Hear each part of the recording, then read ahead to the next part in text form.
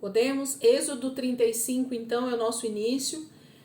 A gente vai começar a ver, então, agora a construção do tabernáculo, né? A gente vai ver agora o início dessa construção desse tabernáculo que o Senhor deu para Moisés lá no monte. O Senhor deu a planta para ele, o Senhor deu a forma que isso deveria ser feito. O Senhor falou com ele de maneira minuciosa, né? Nós pegamos ali do capítulo 25 até o capítulo 31 de Êxodo, o Senhor falando com Moisés, só os dois, sozinhos lá no monte Horebe, Moisés recebendo essa planta poderosa do tabernáculo. Então a gente tem vários capítulos ali no meio de Êxodo, do capítulo 25 até o capítulo 31, que vão falar sobre essa fala de Deus com Moisés sozinho. Então ali nesses primeiros capítulos de Êxodo 25, 26, 27, Deus falando com Moisés sozinho no monte Horebe, ok? Dando para ele essa planta. Quando chega aqui no capítulo 35, então Moisés vai repassar essa informação para todo o povo de Israel. Agora sim a construção vai ser executada na sua íntegra, né? Agora sim Moisés vai começar a passar a informação de como Deus deseja esse tabernáculo e eles vão então começar a construção. Então aqui a gente vai ler alguns textos e a gente então vai destrinchando, né, essa construção que o Senhor pede para Moisés. Então, capítulo 35, ele começa falando novamente sobre o sábado. E por que eu acredito que Deus começa esse texto, ou Moisés, na verdade, começa esse texto, lembrando Israel sobre a questão do Shabat, né, sobre esse dia do descanso. Porque eles precisavam entender que isso era primordial para a vida deles, né? Entender sobre esse descanso de Deus, essa forma de Deus mostrar para o seu povo que ele esperava que depois que tudo isso passasse, houvesse um verdadeiro descanso para o povo de Deus. Essa é a expectativa de Deus, tanto para Israel quanto para nós hoje. Então ele começa o capítulo 35 assim: Moisés reuniu toda a comunidade de Israel e disse a ela: estas são as coisas que o Senhor os mandou fazer. Em 6 dias, qualquer trabalho poderá ser feito, mas o 7º dia lhe será santo, um sábado de descanso consagrado ao Senhor. Todo aquele que trabalhar nesse dia terá que ser morto.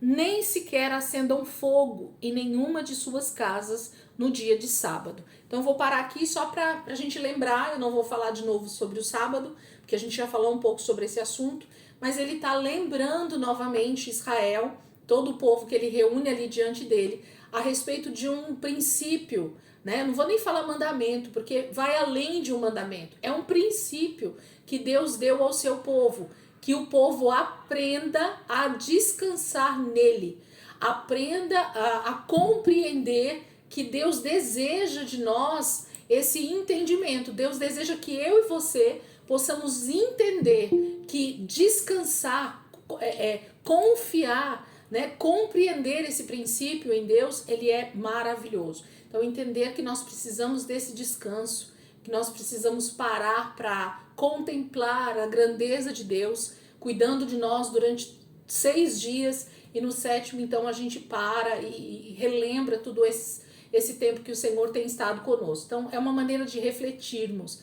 é uma maneira de entendermos essa eternidade com o Senhor. A gente já falou um pouquinho sobre isso, sobre o sábado. Mas a gente vai falar outras vezes também, não se preocupem. Mas aqui eu quero começar a construção mesmo em si. Versículo 4, então, a gente vai ler agora todo esse trecho até provavelmente o 29. Vamos seguir aqui, se eu precisar parar, a gente já para um pouco e explica. Então, 35, Êxodo 35, versículo 4 em diante. Disse Moisés a toda a comunidade de Israel: foi isto que o Senhor ordenou. Então, como eu falei, eu já vou falar aqui novamente para a gente lembrar. Aqui Moisés começa a falar com o povo de Israel tudo que Deus deu para ele lá no Monte Horebe sozinho. Então, lá nos capítulos anteriores, 25, 26, 27, 28, 29, 30, 31, Deus falou com Moisés sobre essa construção.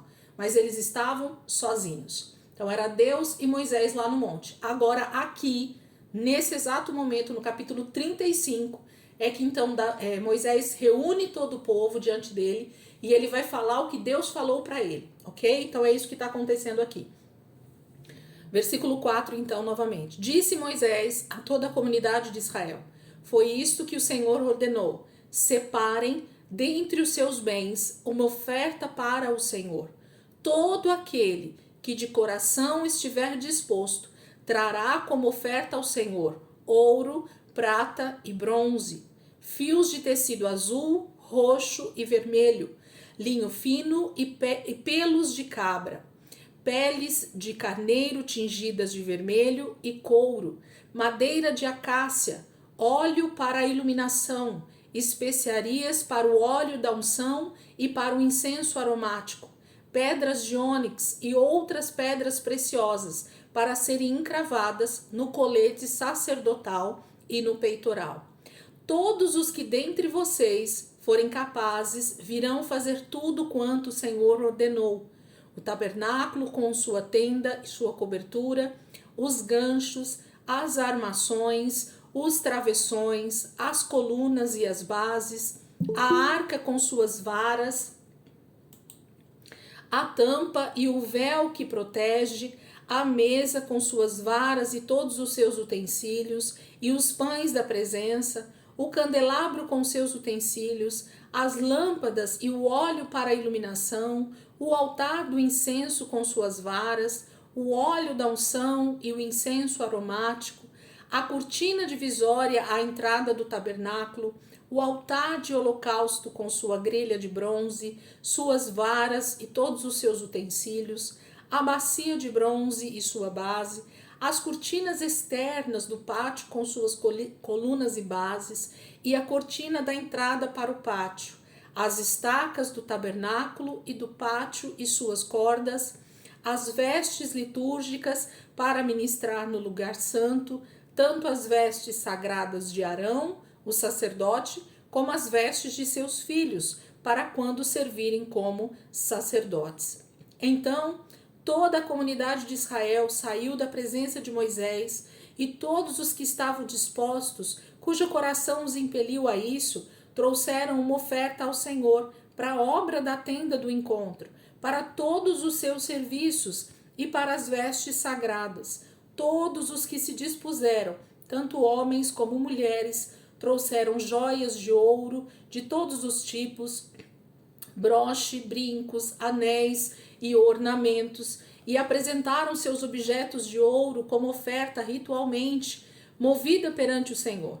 Todos os que possuíam fios de tecido azul, roxo e vermelho, ou linho fino, ou pelos de cabra, peles de carneiro tingidas de vermelho, ou couro, trouxeram-nos. Aqueles que apresentaram uma oferta de prata ou de bronze, trouxeram-no como oferta ao Senhor. E todo aquele que possuía madeira de acácia para qualquer das partes da obra também a trouxe. Todas as mulheres capazes teceram com suas mãos e trouxeram o que haviam feito: tecidos azul, roxo e vermelho e linho fino. Todas as mulheres que se dispuseram e que tinham habilidade teceram os pelos de cabra. Os líderes trouxeram pedras de ônix e outras pedras preciosas para serem encravadas no colete sacerdotal e no peitoral. Trouxeram também especiarias e azeite de oliva para a iluminação, para o óleo da unção e para o incenso aromático. Todos os israelitas que se dispuseram, tanto homens como mulheres, trouxeram ao Senhor ofertas voluntárias para toda a obra que o Senhor, por meio de Moisés, ordenou que lhe fizessem. Então vamos até aqui para a gente já entender o que está acontecendo. Então a gente tem o início, primeiro, do repasse, né, da informação. Então, do versículo 4 ao versículo 19, Moisés repassa a informação que o Senhor havia dado para ele lá no Monte Horebe. Então ele diz: isso foi o que o Senhor ordenou. E ele começa a falar: separem dentre os seus bens uma oferta. Então, gente, a primeira coisa que a gente já percebe aqui são dois detalhes no início do versículo. Então, quais são esses dois detalhes que eles continuam valendo para todo o texto bíblico, não só para esse momento, mas a gente vai perceber esse princípio em todo o texto bíblico, de Gênesis a Apocalipse. A gente percebe esse princípio que Deus estabeleceu. A primeira coisa que Deus fala aqui para Moisés falar para o povo é para eles separarem uma oferta para o Senhor, não é isso? Então, essa questão de ofertar, de dar, Deus sempre foi o primeiro a fazer isso, né? Então, ele sempre se doou, ele sempre está na frente. Então, quando ele pede algo de nós, é porque ele já fez. E por que eu tô falando isso como um princípio? Porque se vocês lembram, e eu já falei isso algumas vezes aqui, mas a gente vai relembrar, se vocês lembram lá da saída do povo lá do Egito, quando eles vão sair do Egito, o Senhor fala para Moisés assim: Moisés, fala para o povo, para a hora que eles forem sair, que eles comecem a pedir para os seus vizinhos todo tipo de ofertas deles, né? Todo tipo de presentes que eles puderem dar. Então, pede para eles pedirem ouro, prata, bronze, tecidos, tudo que eles puderem pedir, eles peçam, porque eu, o Senhor, vou fazer com que o povo do Egito seja bom com o meu povo e dê muito para eles saírem do Egito ricos. Essa é a palavra que o Senhor fala lá, com outras palavras, né? Estou traduzindo aqui para nós, mas Israel sai com muitos despojos, a palavra fala. Lá do início de Êxodo fala esse texto. Então a gente não vai voltar lá para não perder tempo. Mas o Senhor mesmo fala que ele ia fazer os egípcios cederem muitos bens para Israel.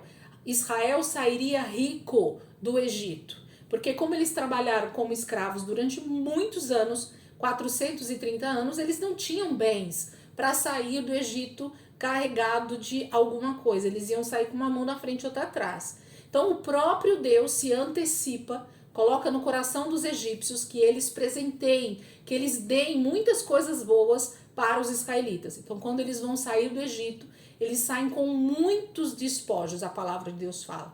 E isso havia sido profetizado, inclusive, para Abraão no Gênesis 15. A gente já falou sobre esse texto algumas vezes também. Que quando o Senhor fala que ele vai levar a descendência de Abraão como escravo para uma terra estrangeira, o Senhor fala, eles vão ficar lá por 400 anos, mas quando eles saírem, eles vão sair muito ricos, eles vão ter muitos bens. Então, o próprio Deus faz uma promessa primeiro a Abraão, em Gênesis 15, tá isso lá. E depois, quando Moisés vai libertar o seu povo, então, ali do Egito, o Senhor fala novamente a respeito dessa promessa dada a Abraão.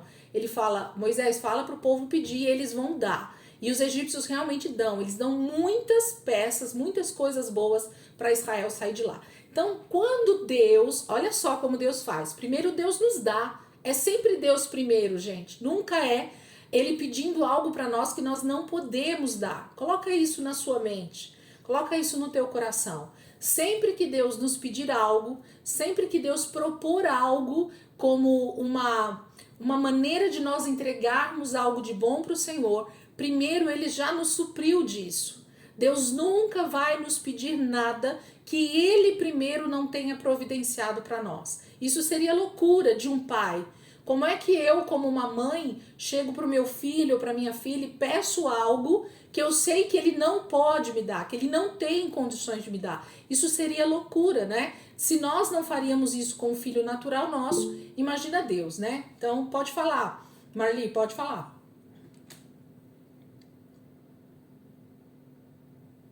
Desculpa, foi sem querer. Foi sem querer? Então tá bom. Vamos lá. Então Deus, ele não vai ser dessa forma, né? Ele não vai falar dessa forma, ele não vai fazer dessa forma. Então Deus sempre se antevém, né? Sempre vai na frente.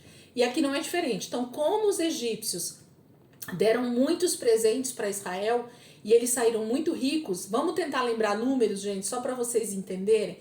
Quantas pessoas saíram do Egito junto com Moisés? uma média de 2,5 milhões de pessoas, ok? Tá? Então põe esse número na sua cabeça, sabe esse monte de zero? 2,5 milhões de pessoas. Então não foram 20 pessoas, não foram 50 pessoas, não foram 100, não foram 1.000, foram 2,5 milhões de pessoas que saíram do Egito. Se cada uma dessas pessoas, dessas 2,5 milhões de pessoas, saíssem com um presente do Egito, então era no mínimo 2,5 milhões de presentes, de peças de prata, ouro, bronze, tecido e várias outras coisas que Israel ganha naquele momento que eles vão sair do Egito, tá? Mas eu tô pondo uma peça por pessoa, mas com certeza não foi um presente por pessoa. Com certeza foi muito mais do que 5, 6, 10 peças que cada pessoa saiu dali do Egito carregando como presente dos egípcios, tá? Então pensa em muita riqueza. Israel sai do Egito carregado de muitas riquezas. O Senhor fez isso já de antemão por eles, ok? Eles iam precisar disso para a sua caminhada no deserto e para posteriormente. Aí você pode fazer essa pergunta, ou se você não fez, vamos pensar junto, que é essa parte que eu gosto aqui no texto. Se Deus dá todo esse despojo para Israel, se Ele dá todos esses presentes para Israel, e eles estão caminhando agora em um deserto, isso eu já falei inclusive lá na igreja, no momento de ministração, acho que de oferta. Se eles estão caminhando agora num deserto, e deserto, gente, é deserto. Deserto não tem nada ao nosso redor. Deserto não tem nada para se fazer a não ser caminhar, andar em direção ao lugar que você precisa chegar. Não existe nada de especial no deserto que se possa fazer com riqueza. Uma pessoa muito rica no meio do deserto, ela praticamente não vai fazer nada com a sua riqueza, porque ela não vai ter onde gastar essa riqueza, ela não vai ter onde usufruir essa riqueza, não tem. Mas Deus sabia que eles iam precisar disso em algum momento. Então lembra que eu falei que Deus sempre nos dá primeiro? Então, além deles terem riquezas, para quando eles chegassem em Canaã, eles terem condições de começar a sua vida ali, Deus já sabia dessa necessidade que eles teriam para a construção do tabernáculo.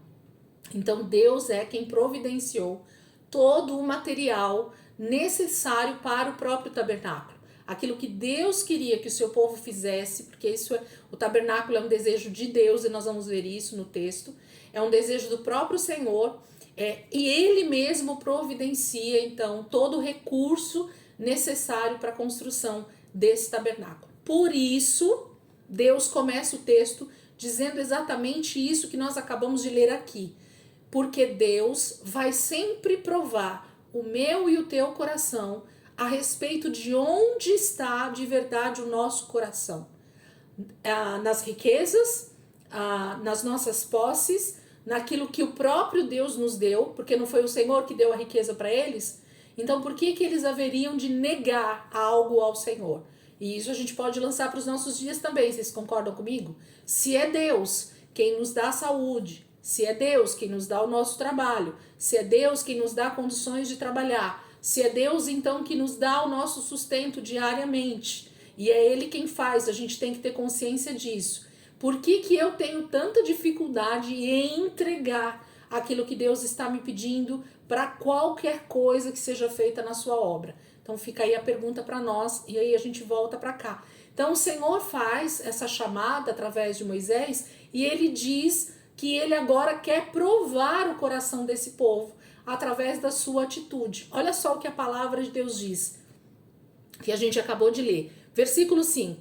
Separem dentre os seus bens. Então o próprio Deus está dizendo, os bens é de quem, gente? Do povo de Israel. Separem dentre os seus bens, vamos abrir um parênteses? Os bens que vocês receberam dos egípcios, que eu pedi para que eles dessem para vocês, fecha parênteses. Uma oferta para o Senhor. Todo aquele, agora está aqui o detalhe, ó, todo aquele que de coração estiver disposto, trará como oferta ao Senhor. E aí ele começa a falar o que ele quer.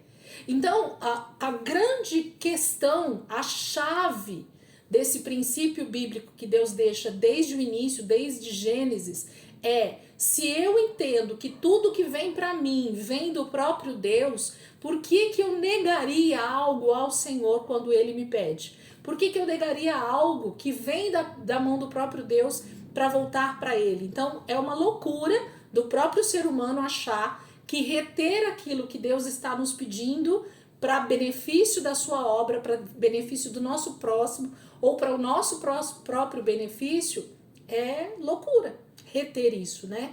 Mas o Senhor prova o nosso coração. Em todo o texto ele vai sempre dizer, ele vai sempre pedir, ele nunca vai mandar. O Senhor sempre vai nos pedir. Então o Senhor fala claro aqui, né? Todo aquele que de coração estiver disposto, precisa sair esse sim do nosso coração. Você está disposto a entregar, Israel, algo ao Senhor nesse momento? Dos seus bens, daquilo que já é sua posse, que você ganhou como presente dos israelitas? E aí ele diz, né?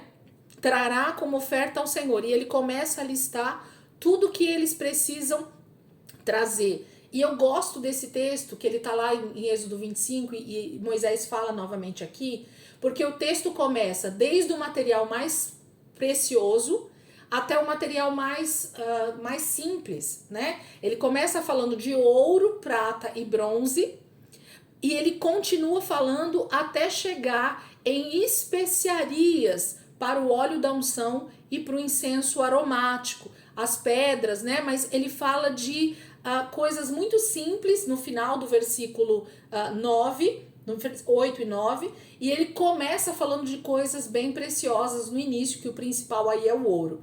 O que isso mostra para nós também, gente? O texto não está dessa forma à toa, tá? Deus começa chamando o seu povo com valores, né, com ofertas maiores e com ofertas menores. O que quer dizer isso? Que nem todo mundo que estaria ali em Israel poderia trazer ouro, prata e bronze, mas no mínimo cada um poderia trazer o que tem de melhor, ou o que tem na sua casa, ou o que tem nos seus pertences. Então, uma mulher geralmente, por exemplo, viúva, não sei se saíram algumas, pode ser, ela provavelmente não tinha bens mais preciosos na sua bagagem, mas provavelmente ela tinha algum tipo de tecido, ou algodão, ou algum tipo de trama ali que daria esses tecidos que Deus está pedindo. E a própria palavra vai falar que as mulheres, então, elas tecem com as suas próprias mãos o tecido que Deus está pedindo. Então ela não tinha uma oferta de ouro, prata e bronze, mas ela tinha a matéria-prima para fazer os tecidos que Deus estava pedindo. Ou ela tinha especiarias que serviriam para os incensos, ou para o óleo da unção, ou para outras coisas. Então entende que Deus, ele é sempre muito santo e muito sábio em nos pedir sempre o que nós podemos dar. Então Deus não está interessado, queridos, no quanto, mas no como o meu coração está disposto. Isso está sempre muito claro dentro da palavra. Só não vê quem não quer. Só retém quem quer. Porque Deus não está pedindo aquilo que você não pode dar.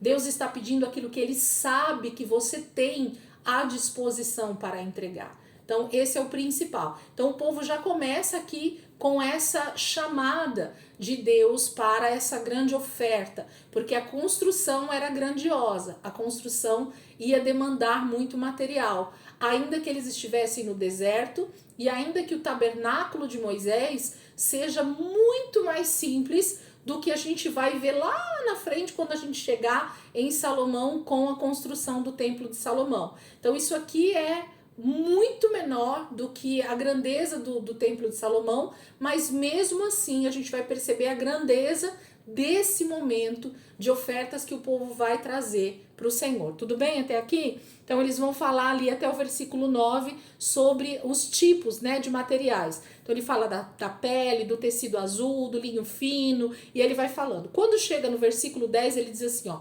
todos os que dentre vocês forem capazes virão fazer tudo quanto o Senhor ordenou.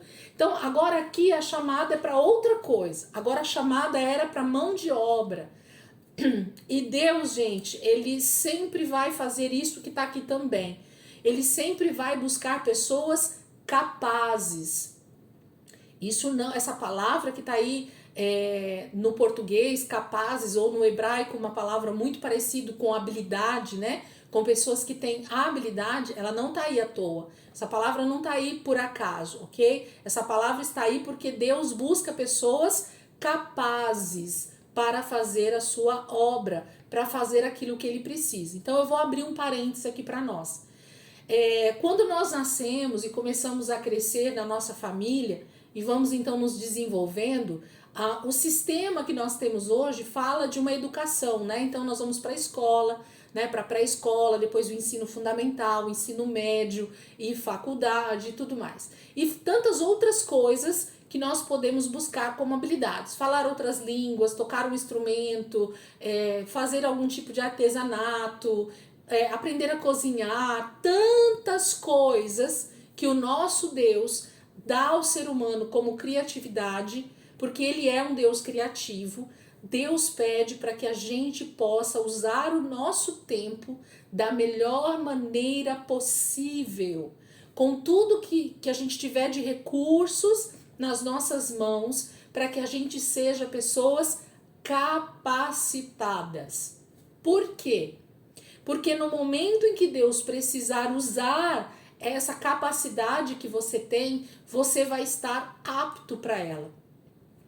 Quantas vezes nós já ouvimos algumas pessoas dizerem assim, ó: eu fui fazer uma entrevista de emprego, mas infelizmente eu não consegui a vaga porque eu não tinha o curso X. Eu tinha todas as outras coisas necessárias para aquele cargo, mas aquele curso X eu não tinha. E aí às vezes a pergunta que fica e por que você não tinha o curso X? Porque eu achei que não era necessário, porque eu já estava cansado de estudar, porque eu não queria buscar outras habilidades, né? E a pessoa vai ficando. Tem pessoas que até estagnam, né? Param no tempo, literalmente. Elas esquecem que dá ainda para crescer. Elas acham que tudo que elas já fizeram é suficiente. E não, gente. Deus é um Deus criativo. E Ele nos fez seres extremamente criativos também, inteligentes com a mente que Deus nos deu. Nós usamos muito pouco da nossa mente, vocês sabem disso. Mas Deus nos pôs nessa terra para sermos extremamente criativos e podemos fazer o máximo possível com a nossa criatividade, inteligência e tudo, as habilidades, né, que Deus vai nos dando. Percebe que algumas pessoas têm mais facilidade com instrumentos musicais, outras têm mais habilidades com estudo em exatas, outros têm mais habilidades com estudo em humanas, outros têm mais habilidade com a área de medicina, outros têm mais habilidade com desenho. Então, vocês percebem que existe uma criatividade liberada na humanidade e cada pessoa, ela nasce com uma habilidade nata, natural, que a gente fala, e outras habilidades que ela vai desenvolvendo ao longo da sua jornada de vida. E isso é necessário, gente. Nós não podemos jogar fora o nosso tempo. O tempo Deus nos dá como presente e nós precisamos usar ele muito bem. Então, por que eu estou abrindo esse parênteses aqui falando tudo isso para vocês? Porque a própria palavra de Deus vai dizer que sempre que Deus vai chamar alguém para o trabalho ou para uma obra maravilhosa que Deus quer que a pessoa faça, essa pessoa precisa estar capaz, ela precisa ter habilidades, ela precisa saber fazer aquilo. Eu já falei na aula das cartas de Paulo, uma vez, citando aqui o apóstolo Paulo, por que será, gente, vocês já se perguntaram, por que será que o apóstolo Paulo foi o maior apóstolo dentre todos os outros apóstolos que Jesus chamou no seu ministério? Por que Paulo escreveu tantas cartas e Pedro, João, Tiago e todos os outros apóstolos mal aparecem nas escrituras? Vocês já pararam para pensar nisso? Porque existia uma coisa que já estava muito aflorado na vida de Paulo, que era o estudo e a escrita. A fala também, né, as línguas.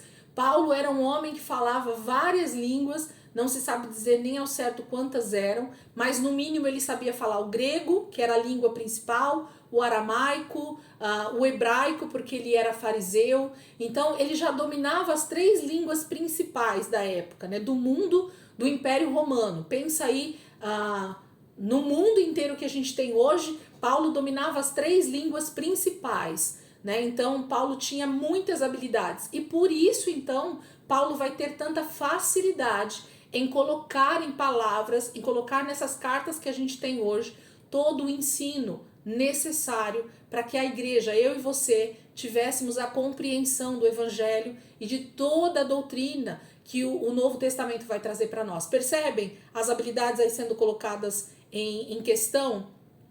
Deus sempre vai usar muito mais as pessoas que estão disponíveis e capacitadas para a sua obra. Os que ficam no mimimi, não adianta, gente, não vai rolar. Sabe assim, ai, por que fulano é mais usado do que eu na presença de Deus? Ai, por que Deus só usa o fulano? Por que Deus usa o ciclano? Porque a pessoa está capacitada. E essa capacidade não diz que ela é mais bonita para Deus. Não tem nada a ver com isso. A salvação todos nós vamos receber, queridos. Não tem a ver com salvação aqui, ok? Tem a ver com capacidades sendo utilizadas no momento certo para aquilo que Deus está querendo fazer naquele momento. Israel seria todo salvo, ok? Todos eles iriam para a terra prometida. Mas no momento que Deus precisou da construção de um tabernáculo, Deus chama aqui no versículo 10 pessoas capazes para fazer essa obra. Então quem não soubesse mexer com madeira, com tecido, com tintura, com a obra de artífice, com toda essa obra que estaria ali, infelizmente ele não participaria disso. Por quê? Porque ele não estava capacitado, ele não buscou nenhum tipo de habilidade que ele poderia ter buscado durante a sua vida, tá bom? Abri o parênteses aqui porque a gente precisa buscar isso, tá? A gente como cristãos, como filhos de Deus, nós precisamos ser a diferença nessa sociedade, em todos os aspectos. Nós temos um Pai que é o maior criador de todo o universo. Ele é o homem, o Deus mais criativo, né? O único Deus criativo de verdade que existe. O resto é tudo cópia. Então o diabo ele copia tudo, nosso adversário sempre está copiando e os deuses falsos estão sempre copiando, mas o nosso Deus realmente é o Deus criativo. Então que nós possamos, como filhos de Deus, termos essa mesma capacidade de criação, de sermos referência na sociedade, tá bom? O crente não pode ser meia boca em nada. Aonde você estiver, faça a diferença, tá bom? Então é isso que Deus está chamando aqui. Homens que ser pessoas, né? Versículo 10. Todos os que dentre vocês forem capazes virão fazer tudo que o Senhor ordenou. O que eles iam ter que fazer? O tabernáculo com a sua tenda e sua cobertura, os ganchos, as armações, os travessões, as colunas, as bases, a arca com as suas varas. Então ele vai falando de todo o material, de toda a construção, de todas as peças, né, que seriam construídas ali no tabernáculo. Então a gente já leu essa parte. Versículo 20. Aí ele fala o seguinte, ó: então toda a comunidade de Israel saiu da presença de Moisés, e todos os que estavam dispostos. Então é quem estava disposto. Foi todo mundo que fez, gente? Não. Todos os que estavam dispostos, cujo coração os impeliu a isso, trouxeram uma oferta ao Senhor para a obra da tenda do encontro, para todos os serviços e para as vestes sagradas. Todos os que se dispuseram, tanto homens como mulheres, trouxeram joias. Aí vai falar de todo o material que eles trouxeram, que o Senhor pediu. Então tudo que Deus pediu, eles trazem, né? Ouro, prata, os tecidos, as peles, tudo que Deus pede, eles trazem, ok?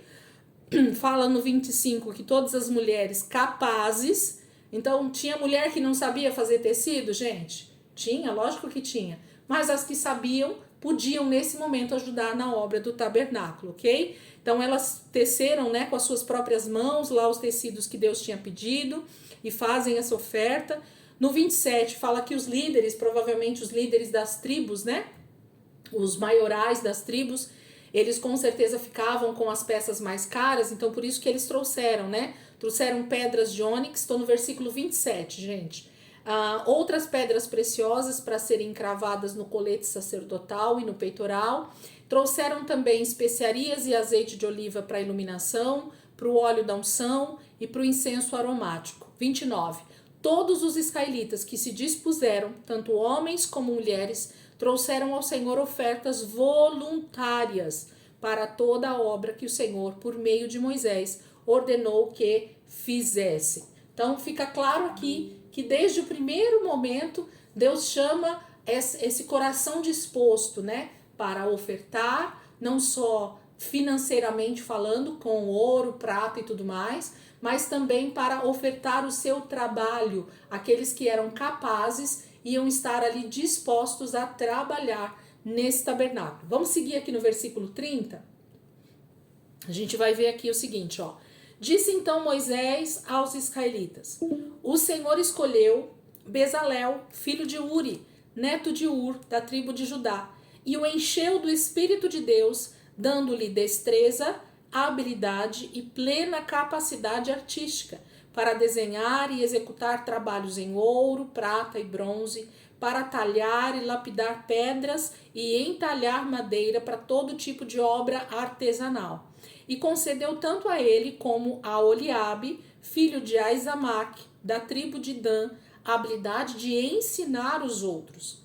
A todos esses deu capacidade para realizar todo tipo de obra, como artesãos, projetistas, bordadores de linho fino e de fios de tecido azul, roxo e vermelho, e como tecelões. Eram capazes de projetar e executar qualquer trabalho artesanal. Então, o capítulo 35 termina com essa chamada, ou com, na verdade, esse anúncio, né, de Moisés falando que quem seria chamado para encabeçar essa obra, não era Moisés que iria encabeçar essa obra, da confecção de tudo isso. A cabeça os encarregados por esse tabernáculo eram dois moços, vou falar assim, né? Não sei a idade que eles tinham, o texto não fala, mas fala de dois rapazes, que no caso é Bezalel e Aholiabe, né? Que Bezalel é da tribo de Judá e Aholiabe da tribo de Dan, ok? Então eu coloquei aqui só para nossa curiosidade o significado do nome desses dois líderes que vão encabeçar toda a construção do tabernáculo. Então Bezalel, que era filho de Uri, né, da tribo de Judá, o nome de Bezalel é a junção de duas palavras em hebraico, né? Bezal e El, né? Que fala a sombra, o Bezal aí é a sombra, e El, que é o finalzinho do nome dele, é de Deus. Então, a sombra de Deus é o nome de Bezalel. Então, é o principal homem a ser usado nesse momento por Deus aí, com grande habilidade, com tudo, com o Espírito de Deus sobre a vida dele, de tão capaz que ele era, gente. Esse menino, ele foi totalmente capacitado no Egito. Ele era, segundo os estudiosos, aí não tem a ver com a Bíblia, tá? Mas segundo os grandes estudiosos aí dizem que esse menino com certeza foi treinado em todo tipo de artesanato, todo tipo de confecção de pedras e de entalhamento de madeira, de todo tipo de coisa no Egito. Então, provavelmente Bezalel fazia joias, né? Fazia estátuas, fazia todo tipo de obra que precisava da mão humana, da capacidade de artesanato, né? De fazer as coisas com habilidade. Bezalel era esse homem. E Aholiabe provavelmente era também alguém muito capaz nesse sentido, porque vai falar que eles dois então encabeçam essa obra e Aholiabe fica como aquele que vai ajudar outros a confeccionar isso. Então ele vai ensinar, além de fazer, ele também vai ensinar outros homens que já tenham algum tipo de capacidade a fazer essas obras que eles vão precisar para a construção do tabernáculo. E quando a gente fala desse tabernáculo, a gente acha que realmente é uma tenda de 2 por 2, né? A gente fala assim, deve ser uma cabaninha, deve ser uma tendazinha ali que eles armaram e tá bom, tá tudo certo. Não, vocês já viram na leitura dos capítulos 25 ao 31, que a gente leu só um pedacinho ali, porque é bem comprido, e se a gente for ler um pedaço aqui desses próximos capítulos, vocês vão ver que a coisa era extremamente grandiosa, em todos os aspectos: altura, largura, comprimento, detalhes, a forma como isso deveria ser feito, com que dimensão cada peça ia ser feito. Então era extremamente grandioso tudo aquilo que Deus estava pedindo para ser feito. Volta lá para o capítulo 25, que eu quero colocar 2 detalhes que a gente precisa ver aqui bem no início. Quando Deus fala com Moisés lá no Monte Horebe, começando, né, a passar essa informação para Moisés, ele fala algumas coisas bem importantes aqui no capítulo 25, no comecinho dessa fala de Deus para Moisés, tá? Então aqui é Deus falando sozinho com Moisés lá no Monte Horebe, tá bom? Não tem povo aqui nesse texto. Então, capítulo 25, versículo 1, olha só o que está escrito. Disse o Senhor a Moisés: diga aos israelitas que me tragam uma oferta. Receba de todo aquele cujo coração o compelir a dar. Tudo que nós lemos lá eu já falei. Estas são as ofertas que deverá receber deles. A mesma coisa. Ele vai falar todo o material, ok? Então nós já vimos lá. Agora olha o que fala o versículo 8 e 9, que é o que eu quero começar aqui falar com vocês. O versículo 8 diz assim: e farão um santuário para mim, e eu habitarei no meio deles. Façam tudo como eu lhe mostrar, conforme o modelo do tabernáculo e de cada utensílio. Vou ler de novo. E aí, se você quiser grifar algumas palavras ou circular algumas palavras, é importante. E farão um santuário. Então, a primeira palavra extremamente importante aí no versículo 8 é santuário. Para mim. Então, eles farão um santuário para mim. E aí, depois que eles fizerem esse santuário para mim, ele diz assim: e eu, Deus está falando com Moisés, tá? É Deus que está falando. E eu, Deus, habitarei no meio deles. Então, essa palavra no meio, ok? Habitarei também, se você quiser circular. Habitarei no meio deles. E tudo que Moisés fosse fazer nesse tabernáculo tinha um modelo. Olha o versículo 9: façam tudo como eu lhe mostrar, conforme o modelo, circula modelo do tabernáculo e de cada utensílio. Então a palavra aqui que é usada é santuário no versículo 8, e no finalzinho do versículo 9 é usada a palavra tabernáculo, ok? Então santuário é diferente de tabernáculo, ou um complementa o outro, tá bom? Porque santuário fala de um lugar onde a presença de Deus tem prazer de estar, por causa do próprio nome, santuário, porque o lugar é santo, porque o lugar é separado, porque o lugar é reservado para Deus. Deus consegue vir e habitar no meio deles, por causa daquele santuário, do lugar que é santo, do lugar que é separado, ok?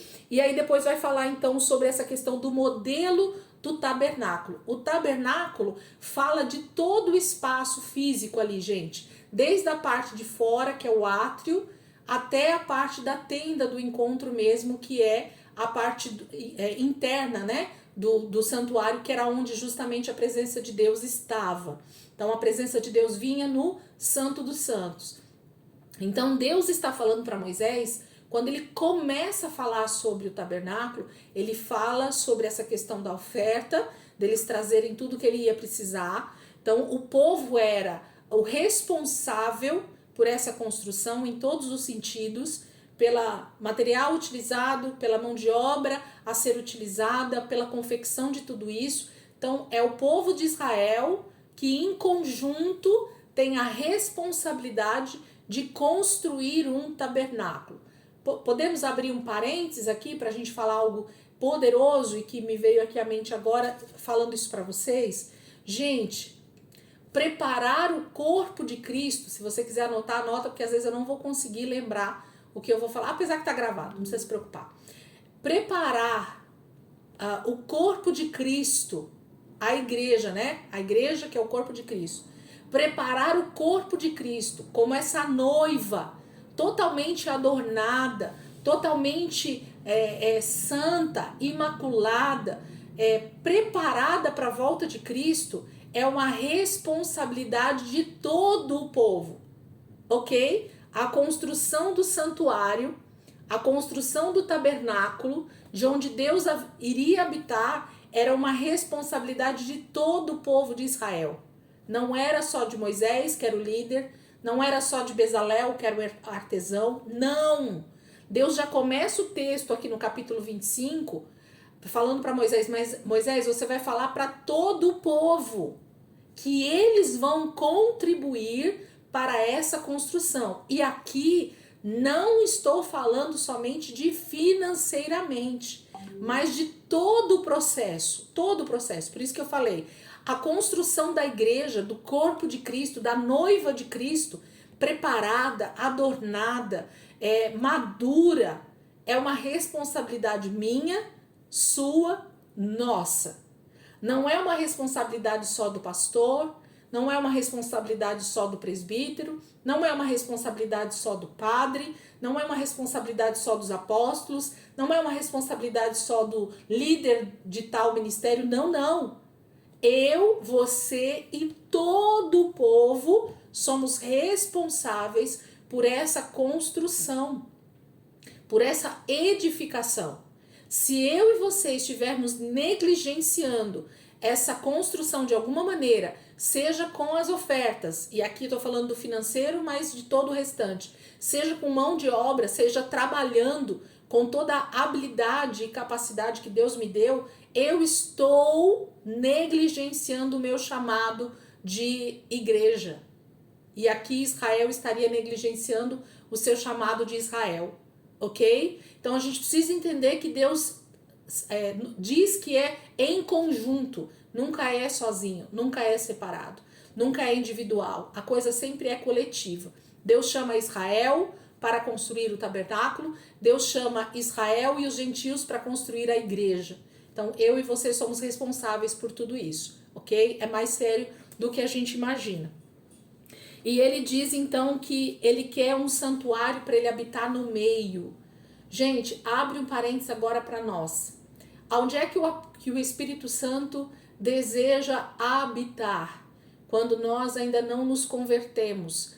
Onde é que Deus, através da conversão, ele deseja habitar? Fora de nós? Não é dentro de nós? Não é no meio da igreja? Então vocês percebem que continua sendo o mesmo desejo de Deus? Esse santuário, né? E aí nós vamos ler alguns textos agora no Novo Testamento que vai nos ajudar a compreender isso. Então, o que Deus deseja, continua desejando, assim como ele desejou aqui para Israel, e o desejo partiu de Deus para a construção desse tabernáculo. Não foi Moisés que decidiu que ele queria construir um tabernáculo, mas foi o próprio Senhor. Já vou fechar, gente, falta 3 minutos. Então, continua sendo o mesmo. Desde o início, gente, eu costumo falar para vocês que o desejo de Deus não mudou. Percebem? Desde a época do pecado, que Deus tem essa separação de Adão e Eva, que Deus não pode mais ter comunhão com o homem por causa do pecado, Deus começa uma busca. Eu costumo falar essa palavra porque eu gosto de entender isso na minha cabeça. Deus começa uma busca desenfreada. Sabe, uma busca de alguém que precisa muito ter novamente o relacionamento com os seus filhos? É Deus conosco. Então Deus continua desde a época da queda de Adão e Eva buscando uma maneira, uma condição de habitar no nosso meio, de ter relacionamento conosco, de falar conosco. Quem quer levantar a mão aí para fechar a aula? Vamos embora. Vamos fechar, gente, para eu voltar e explicar os outros textos para vocês.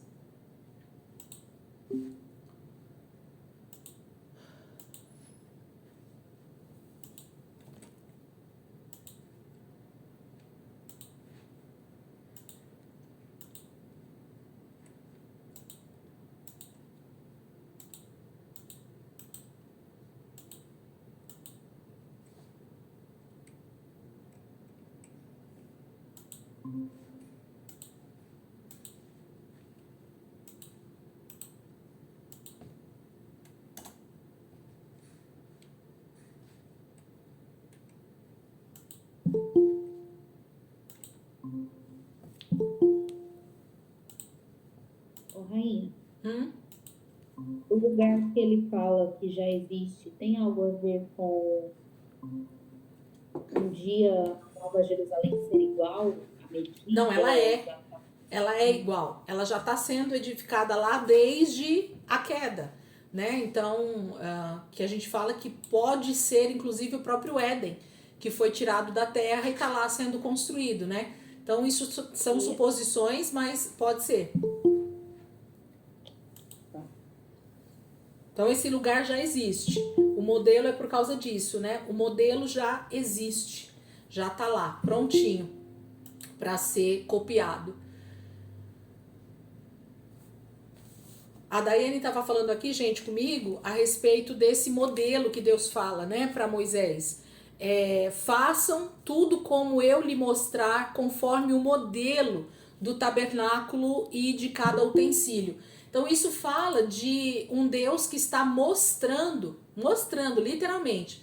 Moisés está lá no Monte Horebe, debaixo de uma glória de Deus, mas com certeza Deus mostra, sabe ligar um telão na frente de Moisés e falar assim, isso é a minha imaginação, tá, gente? Mas eu imagino um grande telão na frente de Moisés ali no Monte Horebe e Deus mostrando para Moisés como é a construção que já existe no céu. Deus já está habitando em um santuário. Deus tem um lugar onde ele habita. Vocês concordam comigo? Deus está sentado num alto e sublime trono. Como é que é esse lugar onde Deus habita, gente? Como é esse lugar onde os 24 anciãos, os 4 seres viventes, já estão adorando a Deus? Isso com certeza é um santuário. Para Deus estar habitando ali, o lugar é santo. O lugar é totalmente separado para a presença de Deus. Percebem? Então, esse lugar já existe. Então, tudo que Moisés vai fazer ali no deserto, toda essa construção, ela é baseada em um modelo, ok? Baseada em um modelo. Deus não dá uma construção que nunca existiu para Moisés construir. Não é isso. Deus dá uma planta, Deus dá um modelo que já existe no céu. Vou falar assim para a gente poder entender, tá? E alguns malucos teológicos aí falam que é justamente o Éden que foi tirado da terra depois do pecado do homem, e esse Éden então continua sendo construído por Deus, e ele vai ser então a nova Jerusalém terminada na volta de Jesus, tá bom? Isso aí são conjecturações teológicas. Pode ser?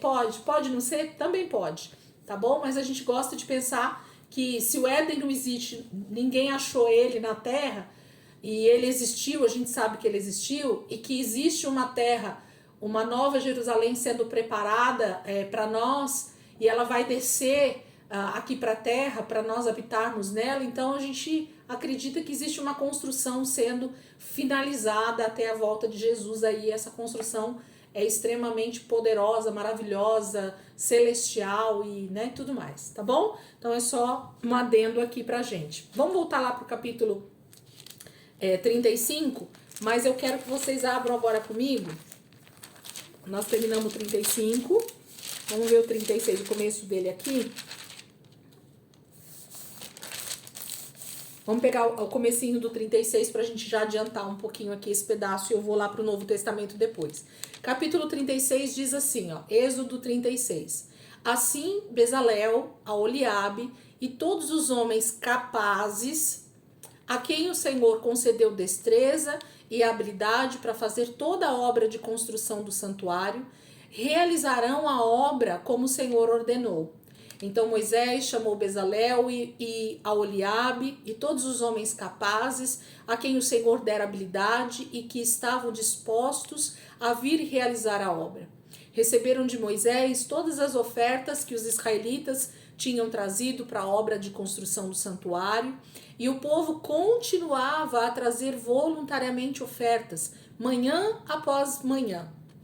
Por isso, todos os artesãos habilidosos que trabalhavam no santuário interromperam o trabalho e disseram a Moisés: o povo está trazendo mais do que o suficiente para realizar a obra que o Senhor ordenou.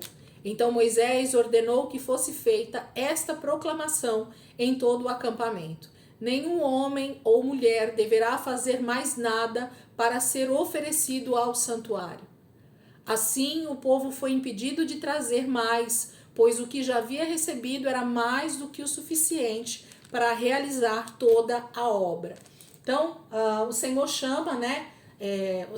Moisés chama Bezalel e Aholiabe e todos os homens capazes, e eles começam a fazer a obra, e aí eles percebem que já a quantidade de ofertas, de material, na verdade, né? Porque as peças não tinham sido feitas ainda, mas todo o material que estava sendo armazenado ali onde eles iam começar essa construção, o material era muito, já era demais. Eles percebem que já é muito o que eles têm ali. Então eles falam para Moisés e Moisés proclama, como se ele proclamasse no estado inteiro de São Paulo. Porque quando a gente lê esses textos, gente, dá a impressão que Moisés levantou ali da cadeira e falou assim: gente, não precisa trazer mais nada não, tá? Já é suficiente o que vocês trouxeram. Pelo menos era essa a impressão que eu tinha quando eu lia esses textos nas primeiras vezes. E não, gente, nós temos mais de 2,5 milhões de pessoas acampados no deserto, em barracas, com as suas famílias, com as suas tribos. Então, cada vez que Moisés precisa fazer um comunicado, é como se fosse um WhatsApp que precisava ser mandado para o grupo todo, né? Então, era um comunicado que precisava ser espalhado boca a boca ali no acampamento para que todo mundo ficasse sabendo o que Moisés falou. Então, não era tão simples assim. Então, por isso que ele proclama algo ali para que o povo todo entenda o que está acontecendo. Então, ele manda parar com as ofertas. De novo, abrindo um parênteses aqui. Vocês percebem que quando há um coração disposto, um coração voluntário, uma disposição de coração em entregar para o Senhor aquilo que Ele precisa e Ele está pedindo de mim, seja ouro, seja tecido, seja o que for, que Deus está pedindo e que você tem condições de dar, se nós nos unirmos, se 2,5 milhões de pessoas se unem para uma construção, rapidamente tudo que é necessário é concluído ali. Eu não preciso mais levar mais nada, porque na verdade o que eu levei é suficiente da minha parte, porque aí a Renata levou a parte dela, a Bárbara levou a parte dela, o Miguel levou a parte dela, a Maria levou a parte dela, 2,5 milhões de pessoas levaram a sua parte dessa construção, e aí os líderes da construção falam assim: Moisés, pode parar, é muito material que já chegou aqui. E o que era esse material, gente? Ouro, prata, bronze, azeite, tudo que era mais precioso, linho fino, gente. Pensa todo esse material acumulado em algum lugar ali no deserto, em alguma barraca, sei lá como é que era isso, porque devia ser muito material. Mas eles percebem que tudo que está chegando manhã após manhã, o texto está dizendo, sei lá durante quantos dias eles levaram essas ofertas ali para essa construção, eles percebem que é suficiente. Então, o que eu quero te dizer com isso? Se cada um de nós fizéssemos de verdade a nossa parte para que a obra de Deus fosse feita, queridos, nós teríamos sempre a obra de Deus sobrando para fazer missões, para fazer a construção de um templo, para ajudar os necessitados, para comprar a cesta básica. Nós sempre teríamos o suficiente e nós não precisaríamos estar levando a mais. O problema é que quando eu retenho aquilo que Deus tem colocado no meu coração ou me dado de recurso, quando eu retenho isso, eu faço com que o Miguel tenha que levar mais, porque eu não levei a minha parte. Eu faço com que a Cíntia tenha que levar mais, porque o Reginaldo não levou a parte dele. E assim sucessivamente. Percebem o que acontece? Acontece que alguns fazem a sua parte e outros se omitem, não têm o coração disposto. E aí nunca dá, porque realmente a obra é grande demais. A obra não é pequena. mas se todos nós fizéssemos a nossa parte, com certeza sempre teria sobrando, tá bom? Então, só um parênteses aí pra gente continuar. O que eu quero falar para vocês aqui agora? Eu queria falar um pouquinho sobre essa questão do que é o tabernáculo, tá? Só pra gente entender melhor antes de entrar nas partes do tabernáculo. Então, eu queria que você abrisse... Pode falar, pastor. É o caso da nossa igreja, se todos participassem, né, com dízimos e ofertas. Inclusive, você poderia aproveitar esse texto, esse parênteses aí, para falar na igreja. Inclusive com esse texto. Se todos participassem, nós teríamos uma situação financeira, e eu sei disso, que a gente está lá junto com o Roberto, está fechando os relatórios. Meu Deus, a coisa seria uma paz para os pastores. Nós poderíamos fazer muito mais. Nossos pastores teriam uma tranquilidade de pagamento das contas, de investir no reino, né? Então, realmente, se o povo realmente tivesse essa responsabilidade, né? É uma palavra que pode ser levada para a igreja, baseada nesses 2,5 milhões que levaram, cada um levou alguma coisa, né? Sim, é uma verdade, pastor, espiritual e material, né? Infelizmente, a má administração, não da nossa, não tô falando da nossa, mas eu tô falando do geral, né? Por que as pessoas, em geral, elas retêm aquilo que Deus tem pedido para elas? Porque geralmente isso é usado de forma indevida. Vou dar um exemplo prático aqui, só para vocês entenderem o que eu tô querendo dizer com isso. Vocês acham que realmente, nesse exato momento, século 21, Deus pediria um templo como o templo da Igreja Universal do Reino de Deus, lá o Templo de Salomão, aquela estrutura toda que foi construída ali naquele templo, o gasto financeiro que foi construído naquele templo, vocês acham que Deus tem prazer naquilo? Respondam aí com um joinha, para cima, para baixo, qualquer coisa que vocês quiserem fazer aí. Não.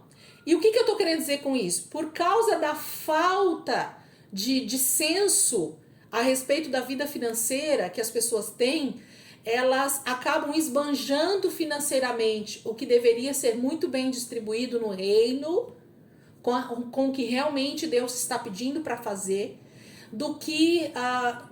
ou no benefício próprio, né? No seu reino próprio. Esse que é o grande problema, pastor. O grande problema da geral, vocês podem ver qual é o grande chavão do mundo, gente, a respeito de nós cristãos. Ah, não, vou dar dinheiro para pastor? É isso ou não é, gente, que a gente ouve? Porque, infelizmente, a má administração do dinheiro que entra como oferta da minha parte, da sua parte, às vezes não é bem gasto. E eu abri aqui isso, geral, só para vocês entenderem o que eu tô querendo dizer. Eu não tô falando da ICP, que é o caso do que o pastor Marcos está falando para nós, que nós precisamos, como cristãos, saber qual é o nosso papel. E eu sou uma pessoa que sempre falo sobre isso.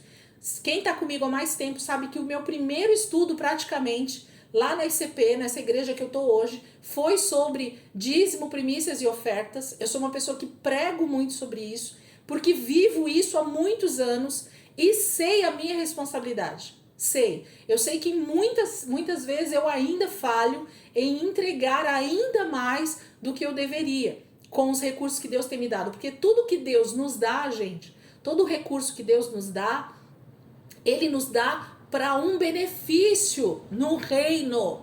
Eu vivo no reino de Deus hoje, gente. A gente não vive mais no reino das trevas. Nós vivemos dentro do reino de Deus. E nós temos um rei, nós temos um Senhor sobre a nossa vida. Eu já falei isso algumas vezes aqui. Quem de nós tem coragem de perguntar no final do mês, quando nós recebemos o nosso salário, perguntar assim: Senhor, Jesus, meu Senhor, o que é que eu devo fazer com o dinheiro que está na minha mão? Se vocês disserem para mim que vocês têm coragem de fazer essa pergunta, e segundo aquilo que vocês ouvirem de Deus, vocês têm coragem de fazer, então nós estamos no caminho certo. Porque nós nem temos coragem de perguntar, muito menos, às vezes, de praticar. Porque se Deus vier para nós e disser, eu quero tudo para missões, eu quero tudo para o meu reino, nós simplesmente, com o egoísmo que nós temos, nós vamos dizer não. Porque isso é natural do ser humano caído, da natureza caída. quando nós esquecemos que nós somos dependentes totalmente do Senhor. Então, só aproveitando, né, pastor? Mas vamos tentar usar esse texto, sim, explicando isso, inclusive para a igreja. É uma passagem realmente muito boa, eu gosto bastante, porque ali fala dessa questão da disposição do coração. Amém, queridos? Vamos lá para João, capítulo 1. Eu quero falar com vocês sobre tabernáculo. Vamos entender um pouquinho o que é a palavra tabernáculo no Novo Testamento, para a gente entender o que está sendo construído ali no deserto agora por esses homens, por Moisés. Por que Deus pede então esse tabernáculo para habitar no meio deles, tá? João capítulo 1, versículo 14. João capítulo 1, versículo 14.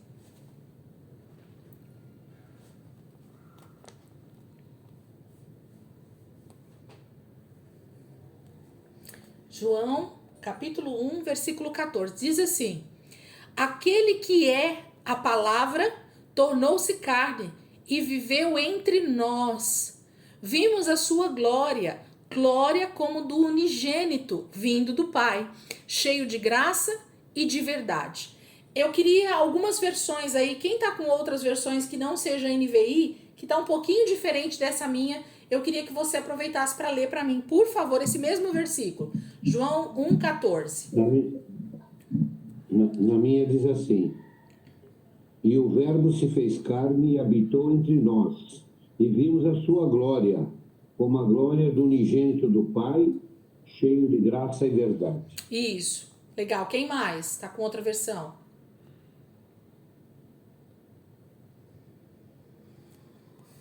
Tem mais alguém aí com outra versão? Eu queria achar. A minha é assim: a palavra se tornou ser humano, carne e osso, e habitou entre nós. Ele era cheio de graça e verdade, e vimos sua glória, a glória do Filho único do Pai. Mais alguém? Tem alguma versão diferente? Tem uma versão que eu não achei qual é ela, mas ela fala inclusive da palavra tabernáculo, né?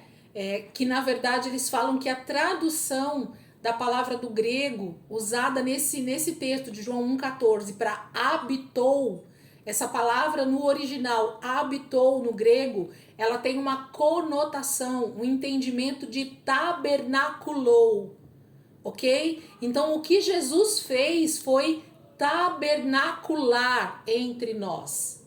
Então o próprio Deus encarnado tabernaculou entre nós. O que é a palavra, então, tabernáculo ou tabernacular? Senão a palavra, como nós lemos aqui, habitou, habitar. Por isso que quando Deus fala lá em Êxodo 25, vocês não precisam abrir não, vou só voltar aqui o texto. O Senhor diz assim: e farão um santuário para mim, e eu habitarei no meio deles. Então Deus, aqui em Êxodo, ele está pedindo um lugar onde ele possa habitar. Um santuário, né? Um lugar que seja santo o suficiente para ele vir e habitar. Deus queria descer na terra e ele não achava lugar onde ele pudesse vir e habitar. Ok? E em Jesus, mais uma vez, Deus prova isso, que é possível que Deus habite no meio da humanidade, habite no meio dos seres humanos. Como é que Deus faz isso? Primeiro, ele mesmo, o próprio Deus, encarna, por isso que a palavra vai dizer, aquele que é a palavra, o verbo, né, na versão de alguns aí, o verbo se fez carne. Então, a própria palavra, o próprio Deus, ele cria um corpo para ele, vem em forma humana para habitar no nosso meio. Então, como é que Deus veio, né? Ele veio no Antigo Testamento através da sua presença ali no tabernáculo. Ele mostra como isso pode acontecer, a sua presença habitando constantemente ali com Israel através do tabernáculo.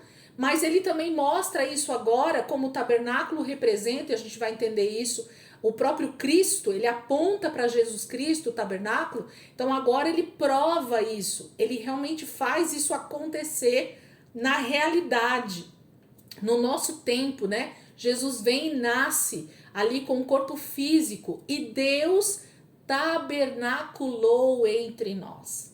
E Deus habitou entre nós. Ele andou, ele tinha perna, ele tinha braço, o próprio Deus veio habitar. Aí semana retrasada a gente falou a respeito dessa questão da presença de Deus. Eu nem lembro exatamente, eu acho que eu falei do descanso, né? Eu tava falando um pouco do descanso, eu não lembro agora o texto exato que a gente estava falando, mas eu falei sobre o Paracletos, né? Sobre o Espírito Santo.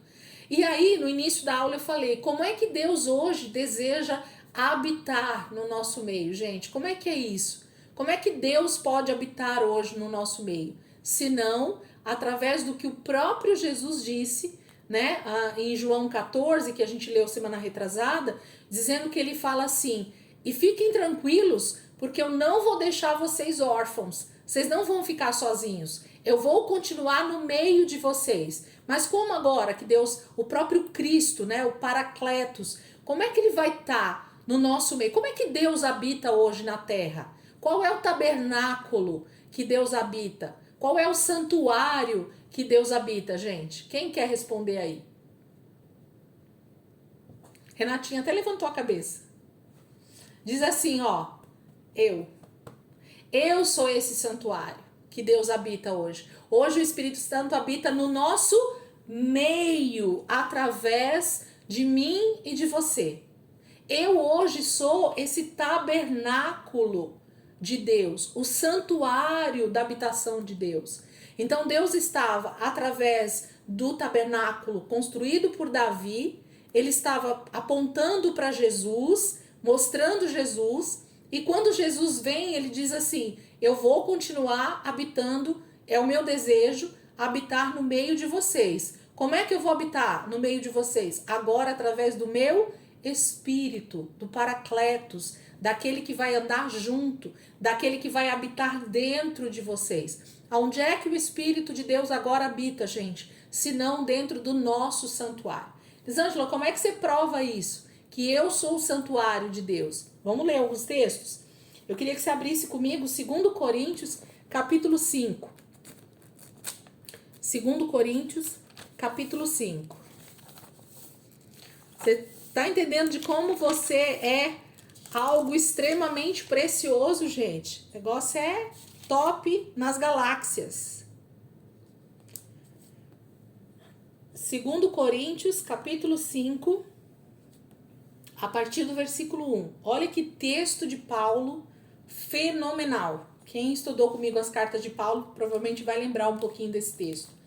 2 Coríntios, capítulo 5, a partir do versículo 1 nós vamos ler. Olha o que Paulo diz para nós aqui. Abriram aí?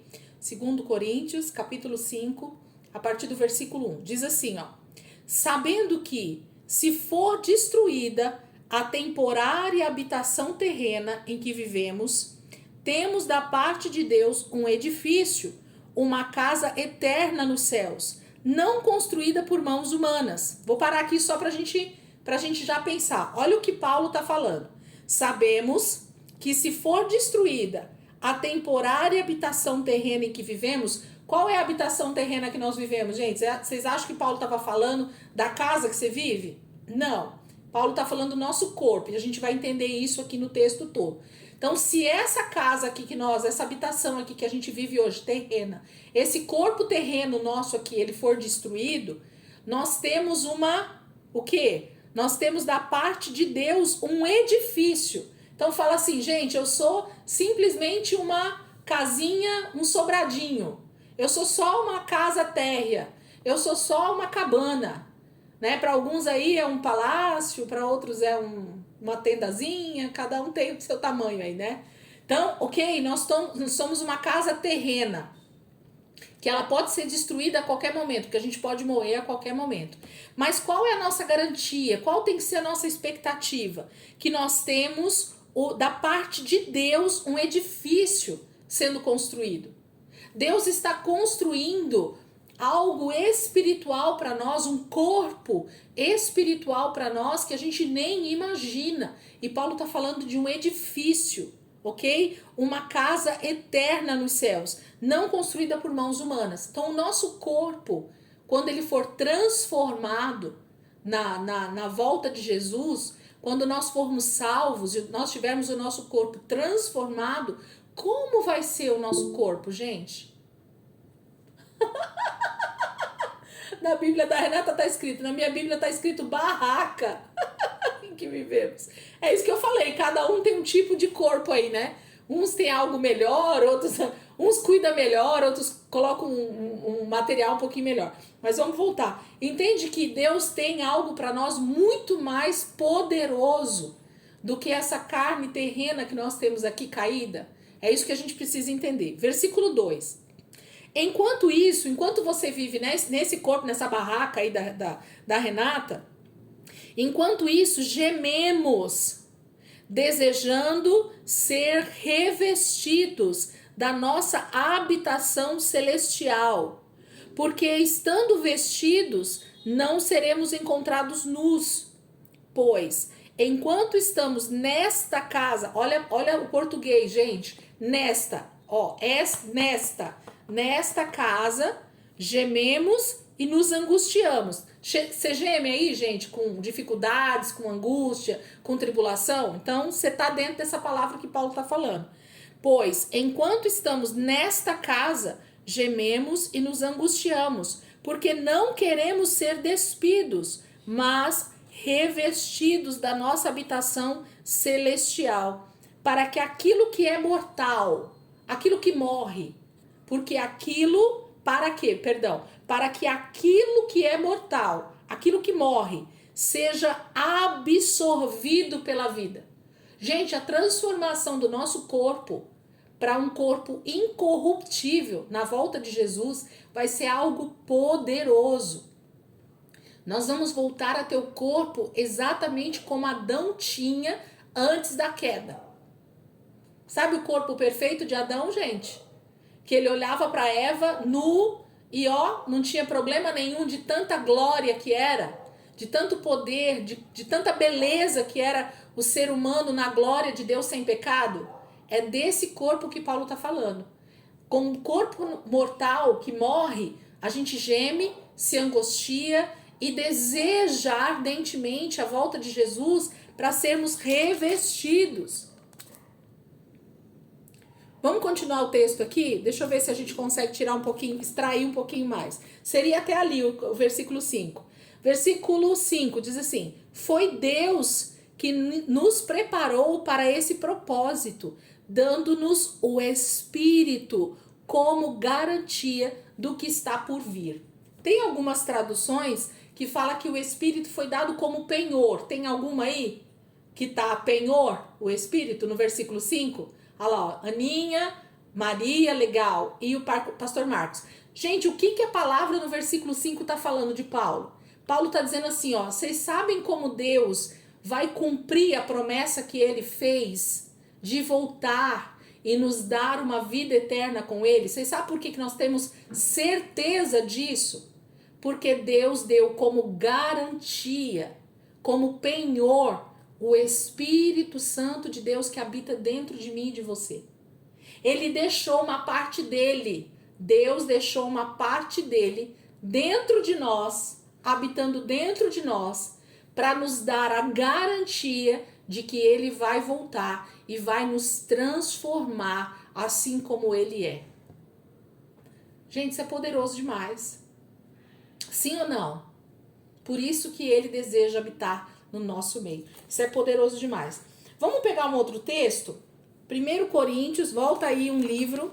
1 Coríntios, capítulo 3. Depois, se vocês quiserem meditar lá naquele texto de 2 Coríntios, vocês podem meditar mais, que tem muita coisa boa ali que a gente poderia falar, tá? 1 Coríntios, capítulo 3. Eu gosto muito desse texto de Paulo, para a igreja de 1 Coríntios. 1 Coríntios, capítulo 3. Nós vamos falar a partir do versículo 10. 3:10. Olha o que diz o texto. Nós vamos até o 17. 1 Coríntios, capítulo 3, versículo 10. Diz assim, ó. Conforme a graça de Deus que me foi concedida, eu, como sábio construtor, lancei o alicerce. Paulo que tá falando, tá, gente? Paulo tá dizendo assim, ó. Conforme a graça de Deus que me foi concedida, eu, Paulo, como sábio construtor, lancei o alicerce. E outro está construindo sobre ele. Contudo, veja cada um como constrói. O que Paulo está falando aqui para nós? Porque tem uma discussãozinha na igreja a respeito de divisão. Se você pegar o capítulo 3, depois você vai ver. Uns estão falando que eles são de Apolo, outros são de Paulo, outros são de Pedro, uns são da ICP, outro é da Universal, outro é da Batista. Cada um acha que o seu é o mais certo, ok? Tudo bem, Paulo está dizendo, vocês ficam tranquilos, pode fazer a divisão que vocês quiserem aí, tá? Não tem problema nenhum. Só que eu vou dar um conselho para vocês. E esse é para todo mundo, ok? Para aquele que é de Apolo, para aquele que é de Paulo, para aquele que é de Pedro, para aquele que é da ICP, para aquele que é da Universal, para aquele que é da Batista, para aquele que é de qualquer denominação, ok? Existe um conselho só para todos nós. E Paulo está dizendo o seguinte, conforme a graça que Deus me deu, eu, Paulo, como um sábio construtor, Deus chamou Paulo para erguer a igreja, para ganhar almas para o reino, ok? Então ele fala que como sábio construtor, já vou terminar, tá, gente? Tá terminando aqui. Como sábio construtor, ele lançou o alicerce. O que é o alicerce, gente? Que Paulo está dizendo e que a gente sabe que é o firme fundamento. Qual é o alicerce da nossa vida? Qual é o alicerce que a palavra de Deus diz que nós temos que ter? Cristo. Jesus é o alicerce. É disso que Paulo está falando aqui.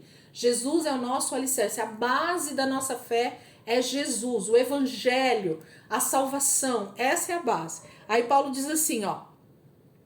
Eu lancei o alicerce e outro está construindo sobre ele. Quem é esse outro, gente, que está construindo sobre o alicerce? Então, cada um de nós aqui foi salvo em algum momento da nossa vida, ok? O evangelho foi pregado para nós. Há um alicerce, Cristo é a nossa base de todos nós aqui, ó, sem distinção de pessoas. Cristo é a nossa salvação. Ele é a base, ele é o firme fundamento, ele é a pedra angular. Tudo isso aí que a gente já sabe, ok? Só que tem outras pessoas que estão construindo algo, uma construção sobre esse alicerce. E aí Paulo está dizendo, a grande questão é quem está construindo sobre esse alicerce, e ele quer dizer, ele está falando sobre eu e você, cada um de nós somos responsáveis por essa construção que nós estamos fazendo da nossa vida em Deus. E aí ele vai continuar o texto dizendo, contudo, o finalzinho do versículo 10, contudo, veja cada um como constrói. Aí olha o que ele diz, porque ninguém pode colocar outro alicerce além do que já está posto, que é Jesus Cristo. Então não existe outro alicerce. Se alguém pregar outro evangelho para nós, outra maneira de ser salvo, nós temos que dizer que é anátema, maldito, né? Não existe outra maneira de sermos salvos. Não existe outro alicerce para a vida cristã. Versículo 12. Se alguém constrói sobre esse alicerce, usando, olha aqui, gente, o detalhe. Se alguém constrói sobre esse alicerce usando ouro, prata, pedras preciosas, madeira, feno ou palha, versículo 13, sua obra será mostrada porque o dia, com letra maiúscula tem que estar, porque o dia atrará luz, pois será revelada pelo fogo, que provará a qualidade da obra de cada um. Se o que alguém construiu permanecer, esse receberá recompensa. Se o que alguém construiu se queimar, esse sofrerá prejuízo. Contudo, será salvo, como alguém que escapa através do fogo. Versículo 16. Vocês não sabem que são santuário de Deus e que o Espírito de Deus habita em vocês? Se alguém destruir o santuário de Deus, Deus o destruirá, pois o santuário de Deus, que são vocês, é sagrado. Preciso falar mais alguma coisa, gente? Estão terminando de ler aí? Não querem nem olhar aqui para mim. Ficaram perplexos com o texto, como é poderoso, né? A palavra de Deus é poderosa. Jesus é poderoso. O apóstolo Paulo deixou escrito aqui para nós. Eu e você somos o santuário de Deus. O que Moisés falou lá, que Deus falou para ele, gente? Construam um santuário para mim, porque eu vou habitar no meio deles. Ok? Então, e Jesus, ele nos mostrou como era ser tabernáculo de Deus, santuário de Deus. Ele nos mostrou como é ser um tabernáculo de Deus, como é ser um santuário de Deus, como é viver nessa terra, sendo a habitação de Deus. Porque a habitação de Deus não pode ter pecado, a habitação de Deus não pode ter contaminação. Nós vamos ver tudo isso dentro do santuário, lá do tabernáculo. Tudo bem, gente? Acabou a aula faz tempo e eu aqui falando. Vamos orar para a gente terminar? Alguém quer orar aí em particular aí? Abrir aí o áudio, quiser orar por nós, por favor, façam isso. Se não, oro eu.